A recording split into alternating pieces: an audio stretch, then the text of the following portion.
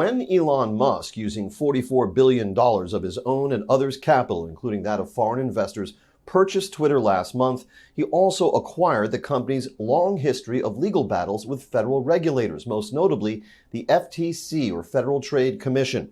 Musk's takeover of Twitter has triggered the termination or resignation of most of the company's executive leadership, including its chief compliance officer, its chief information security officer, and the chief cybersecurity officer.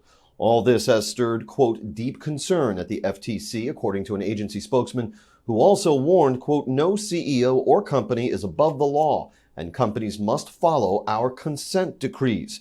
It was a reference to a 2011 agreement that Twitter signed to resolve an FTC complaint that had alleged the platform misled users about privacy safeguards.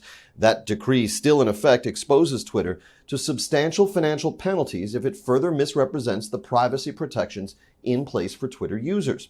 In May of this year, 5 months before the Musk deal finally went through, Twitter reached another agreement with the FTC and the Justice Department to pay a $150 million penalty for violating the 2011 decree by collecting users' information for the stated purpose of security, then exploiting it commercially.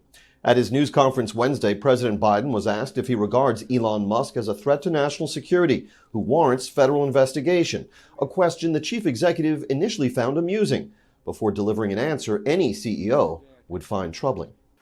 I think that Elon Musk's cooperation and/or technical relationships with other countries is worthy of being looked at.